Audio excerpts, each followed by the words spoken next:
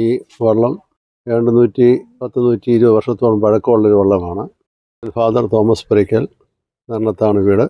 ഈ വള്ളം എൻ്റെ കൈവശം വന്നിട്ടിപ്പോൾ ഏകദേശം 35 വർഷത്തോളം ആകുന്നുണ്ട്.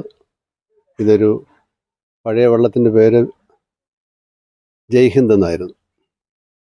അന്നത്തെ കാലത്ത് അത് ബി ഗ്രേഡിലാണ് പങ്കെടുത്തതെങ്കിലും ഇന്ന് കാലങ്ങൾ മാറിയപ്പോൾ വള്ളത്തിൻ്റെ നീളം, ആളിൻ്റെ എണ്ണമൊക്കെ അനുസരിച്ച് ആ വള്ളം അന്ന് ബി ഗ്രേഡിലായിരുന്നുവെങ്കിലും അത് സി ഗ്രേഡിലേക്ക് മാറ്റപ്പെടുമായിരുന്നു.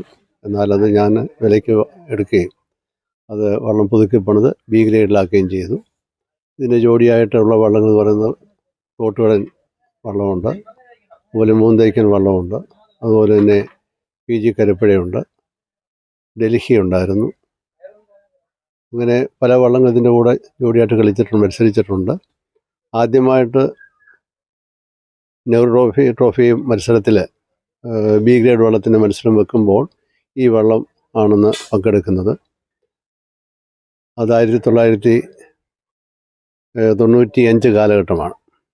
എന്നാൽ അന്ന് ഇതിന് ജോഡിയില്ലായിരുന്നു, മത്സരത്തിൽ പങ്കെടുക്കാൻ ജോഡിയില്ലായിരുന്നതുകൊണ്ട് അന്ന് നിലവിലുണ്ടായിരുന്ന 5 വള്ളങ്ങൾ 1-ാം ഗ്രേഡുണ്ട്. എന്നാൽ മത്സരത്തിൽ അവിടെ പങ്കെടുക്കാൻ 4 ട്രാക്ക് മാത്രം ഉള്ളതുകൊണ്ട് അവർ നറുക്കിട്ട് 5-ാമത്തെ വള്ളത്തെ അവർ ഡീഗ്രേഡ് ചെയ്തിട്ട് ഈ വള്ളവുമായിട്ട് മത്സരിപ്പിക്കുകയായിരുന്നു. അന്ന് നമ്മളുമായിട്ട് മത്സരിച്ച വള്ളം എന്ന് പറയുന്നത് 1-ാം ഗ്രേഡിൽ പെട്ടതായ വള്ളമാണ്, വരിക്കളം വള്ളമായിരുന്നു. ആ വരിക്കളം വള്ളം തുഴഞ്ഞതെന്ന് പറയുന്നത് വള്ളാത്തുരുത്തി ബോട്ട് ക്ലബ്ബാണ്.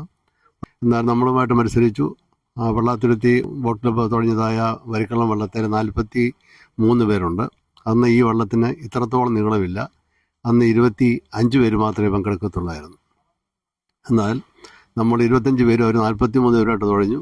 വള്ളം നമ്മൾ ഒരു വള്ളപ്പാടിന് അവരെ തോൽപ്പിച്ച് നമ്മൾ വിജയിക്കുകയുണ്ടായി. അങ്ങനെ നെഹ്റു ട്രോഫി മത്സരത്തിൽ ആദ്യമായിട്ട് 2-ാം ഗ്രേഡ് വെപ്പോളം മത്സരിച്ചു എന്ന് പറയുന്നത് പുന്നത്തറ പുരയ്ക്കൽ വള്ളമാണ്. ആദ്യത്തെ ട്രോഫി കിട്ടുന്നതും പുന്നത്തറ പുരയ്ക്കൽ വള്ളത്തിനാണ്.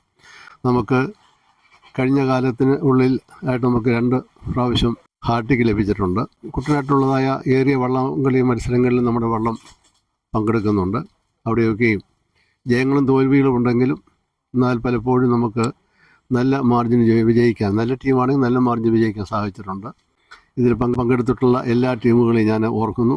ഇപ്പോൾ കൊണ്ടാക്കൽ ബോട്ട് ക്ലബ്ബാണ് ഇതുമായിട്ട് നമ്മുടെ വള്ളവുമായിട്ട് മത്സരത്തിൽ പങ്കെടുക്കുവാനായിട്ട് പോകുന്നത്. അവർക്കും ദൈവം തമ്പുരാൻ നല്ല അനുഗ്രഹങ്ങൾ നൽകട്ടെ, നല്ല വിജയങ്ങൾ നൽകട്ടെ എന്ന് പ്രാർത്ഥിക്കുന്നു.